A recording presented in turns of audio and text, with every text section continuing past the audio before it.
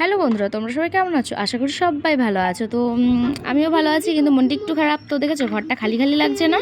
কারণ আজ আমরা এই ঘরটা ছেড়ে দিচ্ছি। তো দেখেছো পুরো সামান মামান আমাদের নিয়ে নিয়েছি। আর কিছু জিনিস আছে, এই যে পাখা টাকা, এগুলো কিন্তু আমাদের না, বাড়িওয়ালার।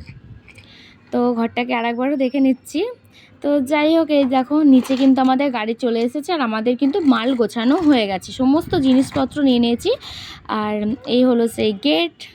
আর এই যে দুটো জানলা দেখলে, এটাই হলো আমার রুম ছিল।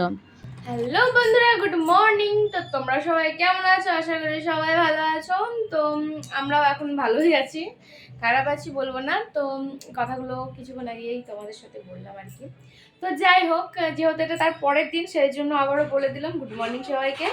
গুড মর্নিং জানিয়ে ব্লগটা স্টার্ট করলাম। তো দেখতে পেলে যে কালকে সব জিনিসপত্র নিয়ে আমরা ওই বিল্ডিং ছেড়ে দিয়েছি, আর এখন আমরা এই বিল্ডিংয়ে শিফট করেছি।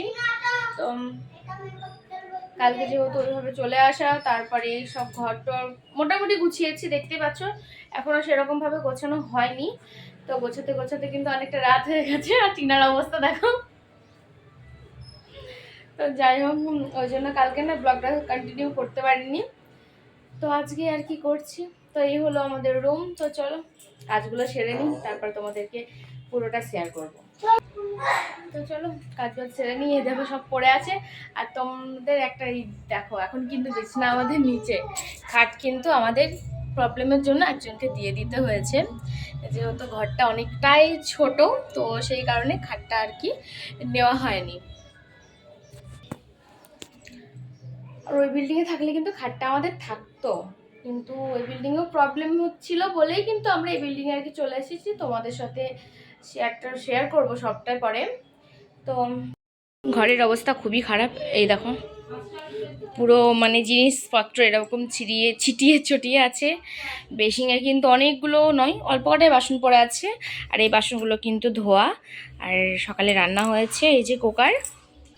আর এই দেখো জামা কাপড় কিন্তু আমরা এখনও নামাইনি, এখানে কিন্তু পড়ে আছে, ব্যাগ থেকে সব বের করব। আর এখানে বসে বসে বাবু খেলছে। এই দেখো টিনা বাথরুমের মধ্যে, কি করছো তুমি? কাপড় জামা ধুচ্ছে। তো বিল্ডিংটা হলো রোডের ধারে আর কি।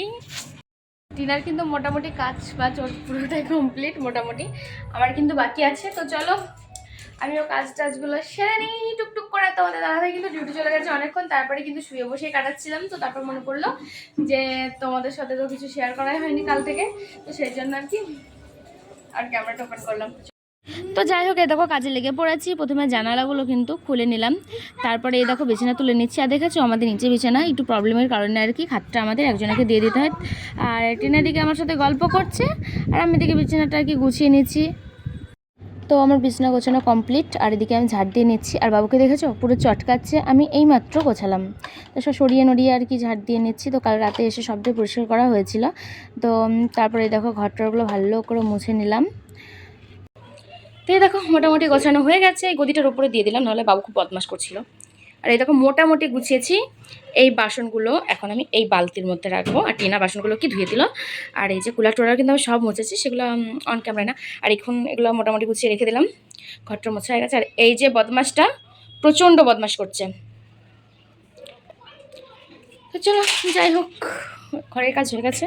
এবার কিন্তু আমি ওইখানে জামা কাপড় পরে আছে, এখানে এই জামা কাপড়গুলো কি আর ধোবো।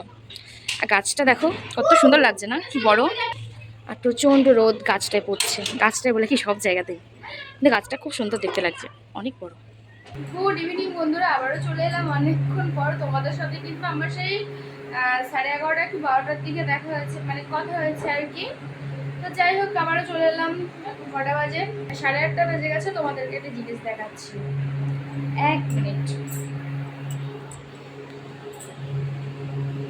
এই যে দেখতে পাচ্ছ কিভাবে ঘুমাচ্ছে, বালিশ টালিশগুলো পুরো নিচে ফেলে দিয়েছে। 8:30 বাজে আর এখনো ঘুমাচ্ছে। ডাকছি কিন্তু উঠছে না, আর একটু হলেই কিন্তু নিচে পড়ে যাবে।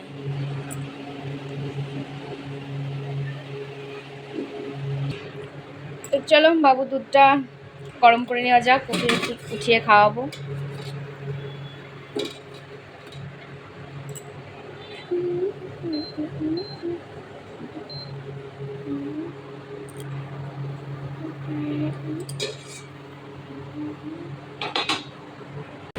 বাবুকে উঠিয়ে দুধ টুধ খাইয়ে আবার আসছি তোমাদের সামনে কিছুক্ষণ পরে।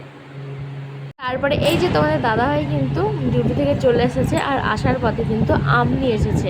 তো আমগুলো না খেতে খুবই মিষ্টি ছিল, আর দেখতেও না খুব সুন্দর। এখানে না বেশিরভাগই টক আম পাওয়া যায়, কিন্তু এগুলো খুব মিষ্টি। আবার চলে এলাম অনেকক্ষণ পর, তো দেখতে পেলে যে আম টাম কাটলাম। তো এই দেখো এখন হচ্ছে চিকেন মশলা কষাচ্ছি। আর এই দেখো টিনা আর এখানে বসে আছে। বাবু কোথায় গেল? ওই যে ওখানে। এই দেখো মশলা কষাচ্ছি।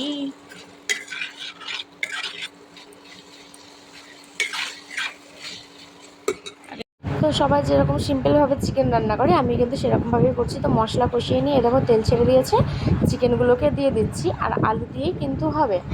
আর আজকে একটা ঘটনা ঘটে গেছে, কিছু আগেকার ভিডিও ডিলিট করতে গিয়ে না লাস্টের দিকের ভিডিওগুলো পুরোটাই কিন্তু আমার ডিলিট হয়ে গেছে। তো সেই জন্য তোমাদের সাথে পুরো ভিডিওটা শেয়ার করতে পারলাম না।